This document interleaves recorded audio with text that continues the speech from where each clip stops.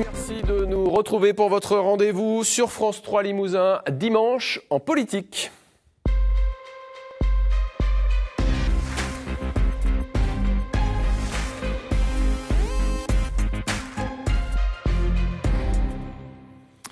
Nous poursuivons aujourd'hui notre série d'émissions consacrée au soutien dans la région des différents candidats à l'élection présidentielle.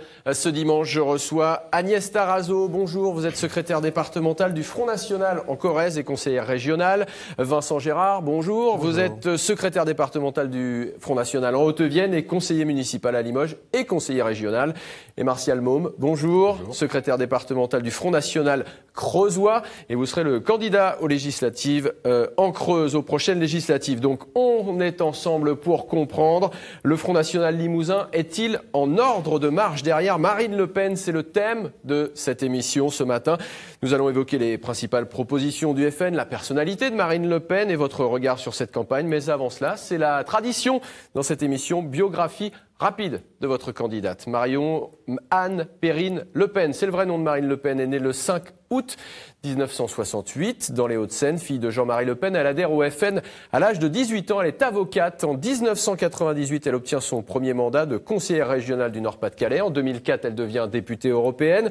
En 2011, elle succède à son père à la présidence du Front National. En 2012, première candidature à l'élection présidentielle. Elle fait mieux que son père en 2002. En 2015, elle parvient à faire exclure Jean-Marie Le Pen du parti qu'il a fondé. Et c'est la même année qu'elle est candidate au régional en Nord-Pas-de-Calais. Elle s'incline face à Xavier Bertrand au second tour. Et puis 2017, elle se présente donc pour la deuxième fois à l'élection présidentielle. Vous pouvez réagir sur les réseaux sociaux pendant cette émission en utilisant le hashtag Dimpol. On va évoquer, messieurs, dames, votre ressenti sur la campagne. Première question, je me tourne vers vous, Agnès Tarazo. Un argument, pourquoi souhaitez-vous la victoire de Marine Le Pen en mai prochain? Eh bien, Marine Le Pen, pour moi, est la seule personne à l'heure actuelle capable de mener le pays et de le redresser. Donc, elle a un programme sérieux qui a été fortement étudié et donc qu'elle va mettre en application avec l'accord des Français puisqu'ils vont les lire. Et voilà quoi. Vincent Gérard, même question, un argument en faveur de la candidature de Marine Le Pen. Pourquoi souhaitez-vous sa victoire? Écoutez, moi je vous dirais presque qu'on n'a pas le choix. Voilà. Quand on voit l'offre politique pour ce scrutin présidentiel, qui est plus qu'étonnant, voire même plus qu'insolite. On n'avait jamais vu cela. On n'avait jamais vu ça avant, effectivement. Vu les propositions qui sont faites aux Français actuellement, je pense que tout Français lucide comprendra que le choix doit se porter obligatoirement sur le vote de Marine Le Pen, si on veut réellement sortir la France de l'état dans lequel elle se situe actuellement. Martial Môme, un argument. C'est une urgence. Lucidité aussi. Oui, une urgence démocratique. Après 5 ans du gouvernement socialiste désastreux, après la droite, soi-disant droite au pouvoir pendant 5 ans, qui n'a rien fait de mieux. Donc la seule alternative, c'est Front National, c'est Marine Le Pen, qui est la seule à porter un espoir, et la seule qui veut renégocier, on en parlera, les traités européens, sans lesquels on ne peut rien faire. Alors on va d'abord évoquer l'actualité. Je vais vous soumettre 2 faits que je voudrais que vous mettiez en parallèle. D'abord, un communiqué ce vendredi des conseillers régionaux du Front National, dont vous faites partie, qui réaffirment leur soutien aux policiers après les violences, les débordements qu'on a connus suite à l'affaire Théo et le viol présumé d'un jeune par un policier, justement, en région parisienne. Et puis, le deuxième fait, c'est Marine Le Pen qui annonce ce vendredi qu'elle ne répondra pas aux policiers et aux juges pendant la campagne dans l'affaire de ses assistants parlementaires. On va en reparler, mais est-ce que vous êtes, vous qui êtes certainement attaché à l'état de droit, est-ce que ça vous pose pas un problème, ces 2 faits qu'on peut mettre en parallèle? D'un côté, un soutien aux policiers, puis d'un autre côté, la présidente de votre parti, votre candidate, qui dit « Je ne répondrai pas aux policiers, à la justice de mon pays », Vincent Gérard. Écoutez, pour ce qui est du soutien aux policiers, bien évidemment, nous leur apportons tout le soutien qu'ils méritent, comme nous l'avons toujours fait. On a soutenu les forces de l'ordre à chaque fois qu'il y en a eu besoin. J'avais moi-même défilé à Limoges récemment. Pour eux. Après, si vous voulez, le choix de Marine Le Pen de ne pas se présenter aujourd'hui, alors qu'elle rentre à peine d'un voyage international, qu'elle a été a priori prévenue en dernière seconde, c'est un choix qui, je pense, qui peut se justifier. Là, on n'a pas tous les éléments pour vraiment pouvoir se positionner. Mais de toute façon, il est bien évident qu'en tant que partisan effectivement d'un ordre de droit, Marine Le Pen, c'est ce qu'elle fait, quoi. Martial Môme, pareil, les militants que vous rencontrez, les Creusois que vous rencontrez, ça leur pose pas un petit problème de voir que d'un côté on est pour la tolérance zéro et de l'autre côté, eh bien les mêmes policiers, hein, ceux qui au nom de la République et du peuple français demandent à Marine Le Pen de venir s'expliquer, eh bien se font répondre que non, elle a l'immunité parlementaire d'une députée européenne et qu'elle ne viendra pas. Je trouve votre comparaison un peu limite quand même. Parce que vous assimilez carrément Marine Le Pen à une délinquante, ce qu'elle est loin d'être. Non, ma question c'est, est-ce que les policiers qui demandent à Marine Le Pen de venir s'exprimer, ce ne sont pas les policiers qui demandent à Marine Le Pen, les mêmes policiers qui vont rétablir l'ordre?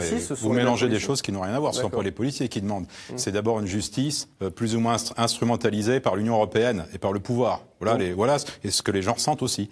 On est plutôt victime que coupable.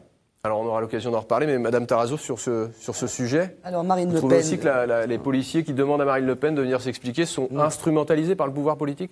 Oui, effectivement, je suis d'accord avec ce qu'ont dit mes collègues, mais ce que je vais rajouter, c'est que Marine Le Pen ne se soustrait pas à cet entretien avec la police. Elle veut le reporter. Non. Elle évoque une trêve pendant la présidentielle. Pendant la campagne électorale, Marine Le Pen a dit je n'irai pas, mais j'irai plus tard, après la campagne. Donc elle ne se soustrait pas, elle va y aller. Cependant, c'est quand même assez étrange qu'une affaire comme ça, qui dure depuis 2 ans, 2 mois avant la présidentielle, refait surface et elle est refait surface et amplifiée. Donc on voit bien quand même qu'il y a une manipulation politique derrière, de manière à gêner la campagne de Marine Le Pen. Et pour vous, elle vient d'où cette manipulation? Elle est politique, comme je dis. Elle vient déjà. Monsieur Schulz a commencé donc en mettant Marine Le Pen dans cette position, puisque c'est quand même des emplois uniquement considérés comme soi-disant fictifs. Ça n'est pas le cas. C'est une divergence de point de vue qu'il y a au niveau de ces emplois. Hein, je tiens à le souligner. Et c'est effectivement. Comment on dirait, je pense, les candidats d'opposition derrière, enfin bon, il y a quelque chose qui fait qu'on veut gêner la campagne de Marine. Et la présomption d'innocence dans tout ça. Et voilà, tout à fait. Alors, j'allais y venir, mais est-ce que ça vous choque plus de voir qu'on s'attaque à Marine Le Pen qu'on s'attaque à François Fillon? Est-ce que vous êtes choqué par l'affaire Fillon autant que par l'affaire des assistants parlementaires de Marine Le Pen? C'est pas une histoire d'être choqué, c'est le timing. C'est l'affaire Fillon tombe évidemment au mauvais moment pour lui. À la limite, elle aurait dû tomber avant les primaires de la droite, puisque les gens qui ont voté aux primaires de la droite auraient pu être informés ou avoir une idée du personnage ou de ce qu'on lui reproche, parce qu'il peut être innocent aussi. Là, carrément, ça fait peut-être 2 ans qu'on recherche des choses. Ils n'ont rien trouvé. Les juges n'ont rien trouvé. Les perquisitions qui ont eu lieu au siège du Front National, même au domicile de Jean-Marie Le Pen, il y a quand même une mise en examen. La directrice de cabinet de Marine Le Pen est mise en examen pour abus de biens sociaux, je crois. Ça veut dire quand même qu'il y a quelque chose à... Ça veut rien dire du tout. Pour moi, c'est une accusation gratuite parce que le système a peur que Marine soit présidente. Et le système se défend comme il peut. Il peut plus se défendre avec la démocratie, donc il se défend par la justice. Et Marine Le Pen fait confiance à la justice et elle est sûre que la justice la rendra innocente. D'accord, voilà. Mais elle ne répond pas donc à la convocation des elle juges. Elle s'y rendra beaucoup plus tard, elle s'y rendra. Elle reste dans le cadre de la loi. En tout cas, ce qui est sûr, c'est que la candidate du Front National fait la course en tête dans les sondages. Elle est donnée même à 44% face à François Fillon en cas de second tour. Elle est souvent donnée en tête au premier tour. Elle fait une bonne campagne, selon vous, Vincent Gérard, Marine Le Pen, en ce moment? Mais bien évidemment qu'elle fait une bonne campagne. Enfin, nous faisons également campagne pour elle sur le terrain. En Limousin, je pense que les gens ont déjà dû nous voir plus d'une fois, d'autant plus que nous sommes les seuls. Là, on vient de passer 6 minutes sur quelque chose qui par contre, sur le terrain, n'intéresse personne. Donc peut-être, au niveau des médias, peut-être que ça vous intéresse beaucoup plus que ce que ça touche les gens et ce que ça les intéresse. Parce qu'on on discute avec beaucoup de personnes sur les marchés, on rencontre énormément de gens, et franchement, c'est franchement pas leur préoccupation. La question de la probité du personnel politique n'intéresse pas les électeurs que vous rencontrez. Du moins ce qu'on appelle les affaires par rapport à Marine Le Pen, non, ça les intéresse pas. Voilà, ils ont été très touchés par, effectivement, vous l'avez évoqué, l'affaire Fillon, entre guillemets, parce que là, effectivement, il y a quand même quelque chose d'assez fort. Mais sinon, non, pour la manipulation médiatique qui est actuellement sur Marine Le Pen, non, ça les intéresse pas du tout. D'accord, donc on parle de 500 000 € pour l'affaire Fillon, qui choque donc les électeurs que vous rencontrez. Mais quand on demande au Front National de rembourser 1 million d'euros au Parlement européen, ça ne choque pas les électeurs que vous rencontrez? Écoutez, après, non, ça les choque pas. Mais enfin bon, vous présentez les choses un petit peu Non, je mets en rapport deux affaires mais c'est des affaires qui ont aucun financières, rapport entre elles, d'assistants si vous voulez, parlementaires. Voilà, je mets en rapport deux affaires qui font la une de l'actualité aujourd'hui. Je ne l'ai pas choisi. Non, mais tout à fait. Mais du côté de M. Fillon, si vous voulez, ce qui est intolérable, c'est l'emploi fictif, c'est-à-dire c'est le fait d'être payé sans rien faire. Hein, je résume, c'est absolument pas du tout ce qui est reproché aux Marine Le Pen, ce qui est reproché, je me dois de l'ajouter, c'est d'embaucher un garde du corps comme assistant parlementaire avec, pour le bénéfice du Front National, alors qu'elle est députée européenne.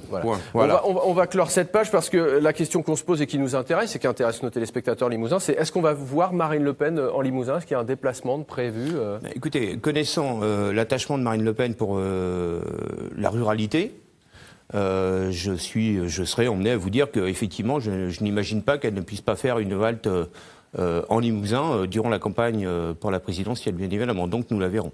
Nous la verrons. Pour évoquer quelles questions, à votre avis, quels thèmes sont pertinents chez nous pour un déplacement de Marine Le Pen? Écoutez, la ruralité, le monde agricole, bien évidemment, ça tombe sous le sens, quoi. C'est ce qui fait vivre un petit peu notre économie. La défense du Limousin également, qui est mise à mal dans une nouvelle grande région où nous avons vraiment du mal à se faire entendre. Donc je pense que là également elle pourrait intervenir là-dessus. Justement sur la question de la ruralité, est-ce que vous pensez que dans le programme du Front National il y a matière à favoriser cette ruralité, en tout cas à endiguer son déclin, à remettre des services publics? Est-ce qu'il y a des mesures concrètes dans les 144 propositions de Marine Le Pen qui permettraient, par exemple, je me tourne vers vous Martial Môme, de remettre des services publics en Creuse? Oui, tout à fait. Un exemple de remettre mesures concrètes des services publics dans les milieux ruraux. Donc elle propose de réouvrir des bureaux de poste, de réouvrir des écoles, la plupart des services publics, des hôpitaux, et surtout éviter d'enfermer, comme ça a été évoqué à Aubusson, par exemple. Donc on s'opposera à toute fermeture de services publics. Et évidemment, puisque plus le département s'appauvrit, plus les gens s'en vont, et moins il y a de services publics. C'est un cercle vicieux. Donc il faut rentrer dans un cercle vertueux, rétablir des services publics, rétablir de l'emploi, et les gens reviendront. Alors on va voir un reportage maintenant sur cette question justement de la ruralité. On sait que votre parti s'implante, s'enracine dans ces zones dont on dit qu'elles se désertifient. Je vous propose de regarder le reportage de Philippe Mallet et Samuel Chassaigne, on en parle juste après. Sur le canton de Saint-Léonard de Noblat et Bouleuf, 430 habitants et 37% d'entre eux électeurs du Front National au cantonal de 2015. Chez nous, on vote au Front National, vous rigolez, non? 37% dernière cantonale. On est rouge depuis des années ici. Voilà, le Limousin, vous rigolez, non? 72 habitants en faveur de l'extrême droite et impossible d'en connaître les raisons. Vous l'expliquez comment? Ah, je sais pas. La bêtise, je pense, des gens. Ils réfléchissent pas tellement, mais bon, voilà. Je pense que les gens savent pas trop à quoi ils s'engagent en votant Front National et voilà. Vous les voyez, ces gens? Non. Pour les trouver, allons ailleurs, dans la Creuse, à la Pouge, du côté d'Ain. Ici, le Front National est arrivé en tête au premier tour, en 2015. Ah, la Pouge, ah oui, ils font fort, oui, effectivement. Ça, on peut dire que dans la Creuse, c'est peut-être les meilleurs là-dessus. Hein. Ouais. C'est impressionnant, d'ailleurs. Et toujours personne dans le viseur. Vous en connaissez qui votent Front National à la Pouge? À la Pouge? Pas vraiment, mais enfin, on s'en doute. À bien chercher, on finit par en trouver des électeurs du Front National dans le village de Mazera, très aimable au demeurant. Ouais, moi j'ai voté Front National, je m'en cache pas. Il y en a beaucoup comme vous. Et il y en a beaucoup comme moi. Et vous êtes bien pourtant ici? Ah, moi personnellement, personne m'emmerde, ça va. En 2012, au premier tour de la présidentielle, près de 30% des habitants de la Pouge avaient voté pour Marine Le Pen, 12 points de plus qu'au plan national.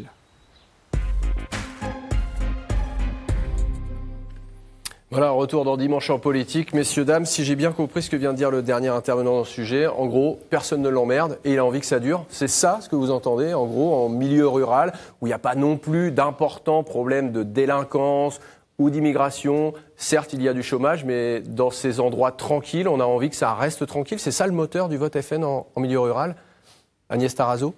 Non, enfin pour ma part, je vois pas là cette Je trouve ça un peu bête ce que vous dites, parce que la personne qui dit ça, c'est une personne qui est déjà habituée à vivre en campagne, dans son milieu tranquille, hein, parce que quand on est à la campagne, c'est vrai qu'il y a Mais cette personne ne souffre pas des maux dont on dit que à mon avis, si on reprend un petit peu, moi j'ai un petit exemple à donner sur la Corrèze, et bien sûr qui touche évidemment les départements du Limousin, c'est qu'il y a eu quand même le démantèlement de la jungle de Calais, où on a mis dispersé sur l'ensemble du territoire français, et notamment au Limousin, des personnes issues de l'immigration, dans des centres d'accueil.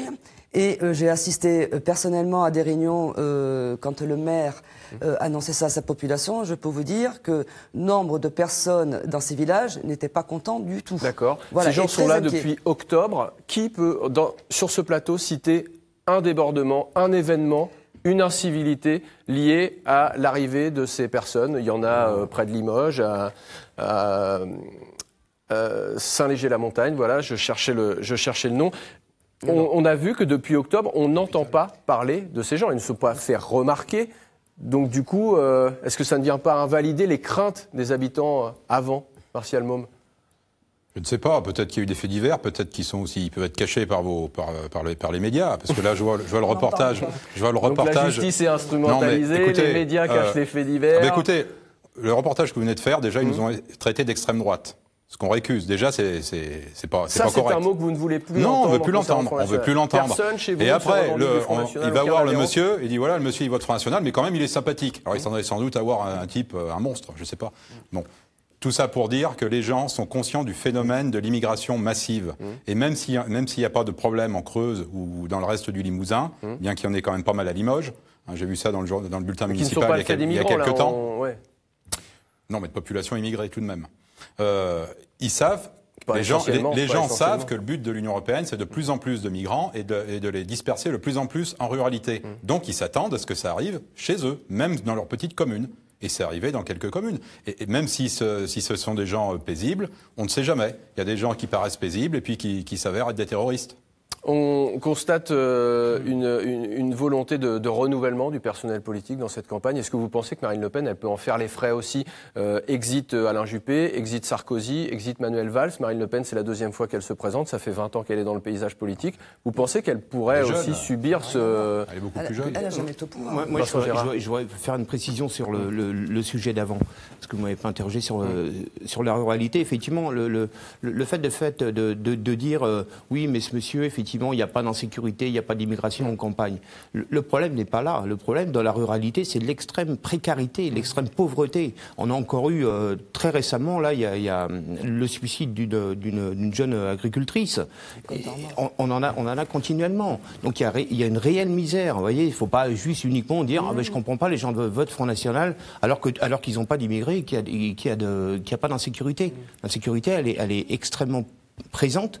Mais elle se retrouve dans la pauvreté des gens. Et la souveraineté économique que propose le Front National, pour exactement, ça les touche. Trouve un écho bien dans évidemment, le bien sûr, milieu rural. la revalorisation des retraites et tout ce qui va avec. Quoi. Voilà, ça effectivement, ça les intéresse. Vous êtes des élus locaux, tous les trois. Est-ce que vous êtes consultés par le parti? Est-ce qu'on vous demande de faire remonter des choses, ou est-ce que, comme dans certains partis politiques, ça tombe de Paris et vous appliquez ce qu'on vous dit d'appliquer? Non, au Front National, c'est très très démocratique. Donc effectivement, on participe à beaucoup de choses. Il y a des collectifs qui existent, qui regroupent différents domaines d'action. Nous avons, pour notre part, en Haute-Vienne, créé le collectif senior il y a à peu près 1 mois et demi. Donc il s'occupe des problèmes des personnes âgées, de dépendance et tout ce qui va avec. D'isolement, Dieu sait si vraiment notre département est touché par ce fléau. Et donc nous, en fait, les collectifs sont force de proposition un petit peu pour Marine Le Pen. Donc effectivement, on fait remonter beaucoup de choses qui nous apparaissent importantes dans le contexte dans lequel nous vivons. Un mot sur le programme, les 144 propositions. Alors, c'est vrai qu'on a vu, par exemple, se transformer quelques propositions. Sur la fin de l'euro, maintenant, c'est le retour à une monnaie nationale. Le rétablissement de la peine de mort n'apparaît plus. En tout cas, on n'a pas vu le mot, je l'ai lu, je n'ai pas vu le mot peine de mort, alors qu'il était présent en 2012. Plus rien sur l'IVG. Est-ce que vous avez l'impression que Marine Le Pen, elle adoucit un peu son discours? ou pas? Ou est-ce qu'elle est toujours aussi radicale sur la souveraineté, justement, et sur la priorité nationale? Pour ce qui est de la souveraineté nationale, bien évidemment, elle est aussi radicale, entre guillemets, bien sûr. On a une vision sur la souveraineté également qui ne change pas. Après, bon, effectivement, sur la peine de mort, le fait de faire un petit peu, si vous voulez, une ouverture, alors je dirais pas d'adoucir, mais c'est un programme qui s'adresse, enfin c'est un engagement, ce sont des engagements qui s'adressent à l'ensemble des Français, vous voyez, qui s'adressent pas uniquement à l'électorat Front National. Donc effectivement, ça nécessite de leur donner la parole à travers les référendums d'initiative populaire dont feront partie effectivement la peine de mort. Agnès Tarazo, sur cette question, pour convaincre de plus en plus d'électeurs, Marine Le Pen est obligée de poursuivre sa stratégie de dédiabolisation. Oh, c'est plus de la dédiabolisation maintenant, le parti est dédiabolisé depuis bien longtemps, les électeurs l'ont bien compris. Concernant la peine de mort, effectivement, moi je pense que Marine Le Pen a fait évoluer son programme. Hein, c'est pas d'adoucissement. Il y a 5 ans qui séparent 2012 à 2017, donc un programme, ça évolue, ça change. Vous dites que les électeurs l'ont bien compris, le plafond de verre qui veut qu'au second tour, Marine Le Pen perd, elle a perdu lors des régionales, elle a perdu lors de la présidentielle, Marion Maréchal Le Pen a perdu également lors des régionales. Ce plafond de verre, pour vous, il n'existera plus en mai prochain? Non, pour ma part, non. Ce plafond de verre, pour moi, il va s'écrouler. Voilà. Et on le sent bien. Cette notion de plafond de verre qui veut qu'au second tour, ce qu'on appelle le front républicain se mobilise. Ça, vous pensez que cette fois c'est terminé?